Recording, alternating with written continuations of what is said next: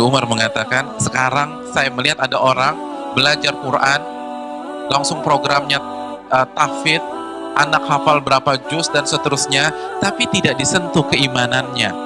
Kata Ibnu Umar, hasil dari program ini mereka hafal Quran, fayuthiruhu daqal, tapi nggak manfaat sama sekali. Ini yang perlu kita renungkan. Sebagian sekolah Islam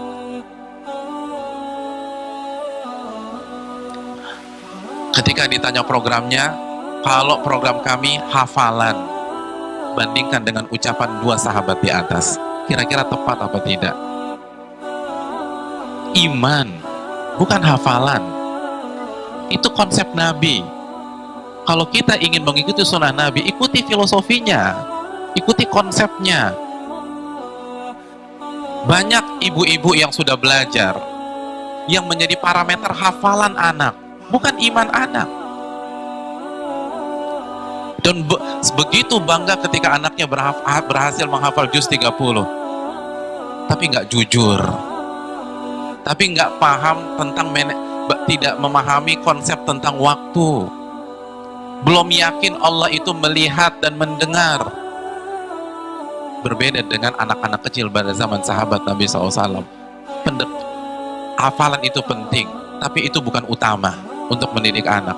Hafalan itu penting, tapi itu bukan yang dinomorsatukan ketika kita membangun sebuah sekolah. Hafalan itu penting, tetapi bukan menjadi segalanya. Yang menjadi segalanya adalah iman. Itu konsep pendidikan. Dan yang dimaksud iman ini bukan iman secara teori, hadirin. Bukan hanya sebatas teori rububiyah, uluhiyah, asma wa sifat. Tapi bagaimana seorang anak benar-benar meresapi. Makanya saya ingin tanya, antum ada yang sudah tamat mengkaji Arba'in Nawawiyah? Bagaimana Nabi mendidik Abdullah bin Abbas? Ketika Nabi SAW bersama Abdullah bin Abbas, apakah Nabi mencek hafalan Quran Abdullah bin Abbas? Enggak.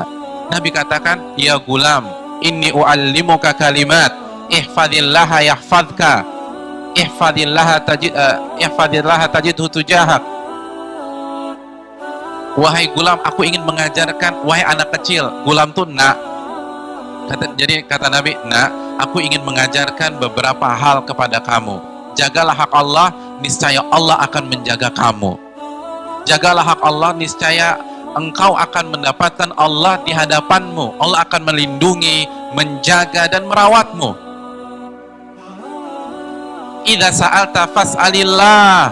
Jika kamu nak meminta kepada Allah. Wa idza sta'anta fasta'in billah. Dan kalau kamu membutuhkan pertolongan, minta pertolongan kepada Allah Subhanahu wa taala. Siapa orang tua yang mengajarkan demikian kepada anaknya? Siapa di antara orang tua yang mengatakan, nak, kalau kamu butuh apa-apa, angkat tangan minta sama Allah? Atau kita mengatakan, kamu tahu nomor telepon papa kan, nak? Jadi diarahkan ke papanya, bukan diarahkan kepada Allah Subhanahu wa taala.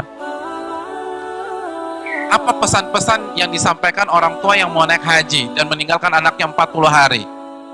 Nah, kalau ada apa? Kalau kamu lapar, ini ada telepon tante fulanah ya. Kamu tinggal telepon, mama udah bilang nanti makanan diantar.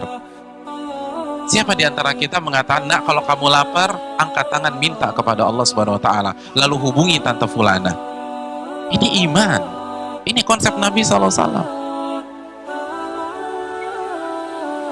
Siapa di antara kita mengajarkan kepada anak kita, kalau kamu dibully di sekolah, minta kepada Allah Subhanahu wa taala, lalu hubungi mama.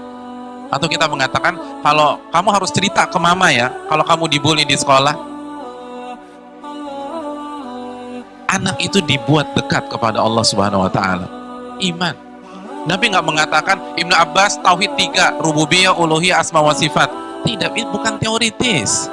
Walaupun teori itu penting, tapi anak jangan dikasih teori.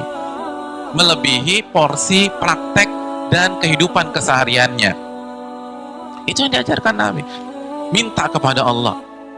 Lalu lihat bagaimana Nabi menanamkan ketawakalan dan keyakinan kepada Allah. Kata Nabi kepada Abdullah bin Abbas, nah, kalau seluruh manusia ini seluruh manusia yang kamu lihat ini bersepakat untuk membantu kamu, mensupport kamu, maka mereka tidak akan berhasil kecuali apa yang Allah takdirkan kepada kamu. Oh, luar biasa. Ini anak kalau dari kecil ditanamkan nilai-nilai ini, dia tidak akan menjilat, dia nggak akan ngemis sama manusia, karena dia tahu, jangankan satu orang kaya, seluruh orang kaya menjadi donatur dia nggak ada manfaatnya kecuali apa yang Allah takdirkan kepada dia.